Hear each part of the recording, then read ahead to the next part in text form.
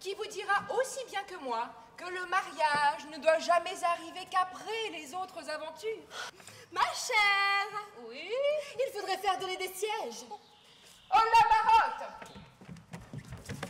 Où est madame? Vite, voiturez ici les commodités de la conversation. Je veux vous dire un autre air que j'ai fait dessus. Oh, vous avez appris la musique? Ah non, moi pas du tout. Mais alors, comment donc cela se peut-il? Mais, les gens de qualité savent tout sans avoir jamais rien appris.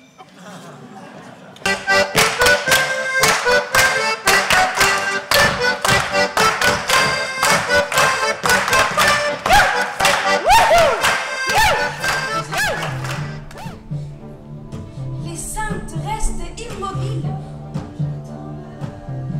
tout en exaucant les prières. Restez donc immobile, tandis que je recueillerai l'effet de ma prière.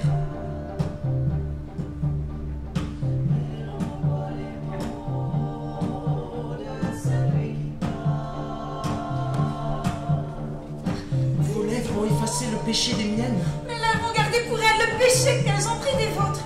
Vous avez pris le péché de mes lèvres? Oh, reproche charmant. Alors rendez-moi mon péché.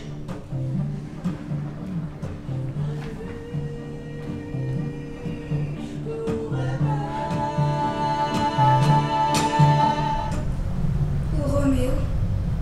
Roméo, pourquoi es-tu Roméo? Voilà qui est bien. Relève-toi, ma fille. Les choses sont comme elles doivent être.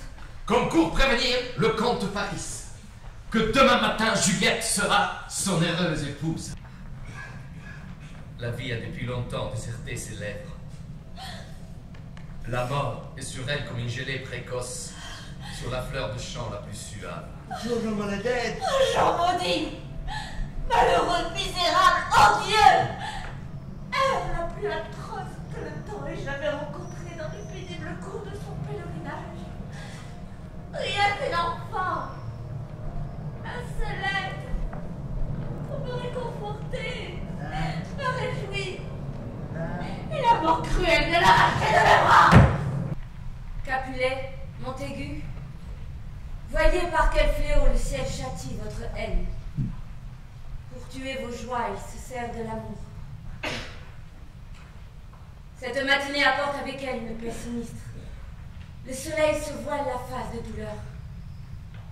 Partons, pour causer encore de ces tristes choses. Car jamais l'histoire ne fut plus douloureuse que celle de Juliette et de son Roméo.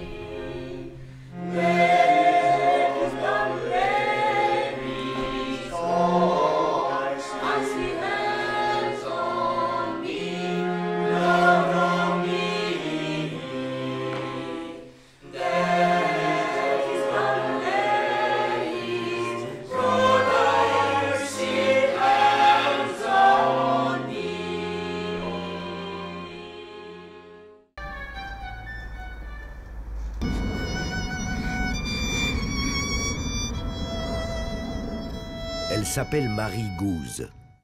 Mariée à 17 ans, veuve à 18, elle a un fils, des amis, des amants, des admirateurs. Dans l'effroyable tumulte de la Révolution, elle se bat pour le divorce, pour la suppression du mariage religieux, pour la reconnaissance d'enfants nés hors mariage, pour la création de maternités, pour la création d'ateliers pour les chômeurs, de foyers pour les mendiants, pour l'abolition de l'esclavage des Noirs et, d'une manière générale, pour le droit des femmes, qui n'en ont aucun. Article 3e. Le principe de toute souveraineté réside essentiellement dans la nation, qui n'est que la réunion de la femme et de l'homme. Nul corps, nul individu ne peut exercer d'autorité qui n'en émane expressément.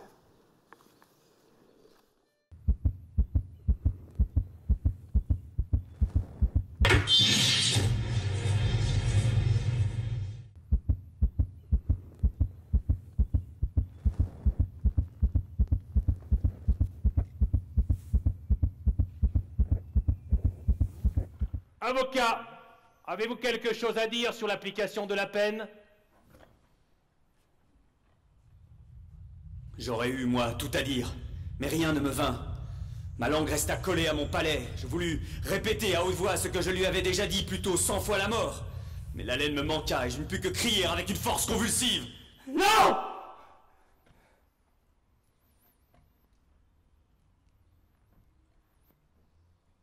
Condamné à mort. Qu'est-ce que la peine de mort? La peine de mort est le signe spécial et éternel de la barbarie. Partout où la peine de mort est prodiguée, la barbarie domine. Partout où la peine de mort est rare, la civilisation règne. Oh, si je m'évadais, comme je courrais à travers champs.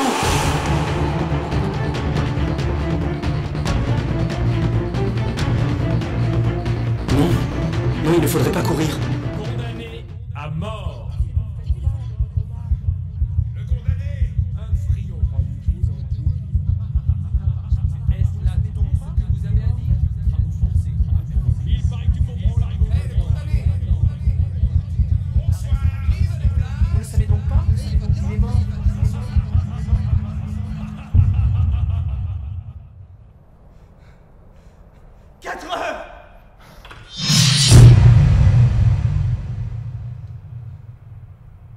La femme au XVIIIe siècle.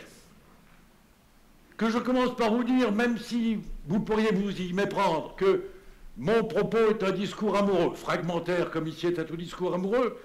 J'aime infiniment les femmes, j'aime l'idée, parfois même leur incarnation. Je n'exclus pas qu'elle soit la preuve tangible de l'existence de Dieu. Je pense que Dieu s'y est pris à deux fois, d'abord une épure, nous, être simple et sommaire, puis, mécontent de sa première création, il s'est donné du mal, ainsi la femme fut créée. Voilà, mesdames et messieurs, sur les philosophes et le mariage, et la mort des femmes par la Révolution.